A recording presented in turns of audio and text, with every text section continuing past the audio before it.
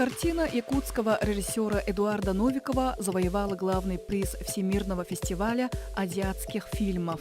Это не первая награда картины. Лента Новикова была удостоена Золотого Святого Георгия, которым награждается лучший фильм Московского международного кинофестиваля, а также приза Международной ассоциации кинокритиков. На Всемирном фестивале азиатских фильмов в Лос-Анджелесе картина награждена за эксклюзивность идеи. Так «Царь-птица» получила приз как лучший фильм. По словам продюсера по продвижению якутских картин Сарданы Савиной, это знак того, что якутская картина очень серьезная и могли бы быть шансы на «Оскар».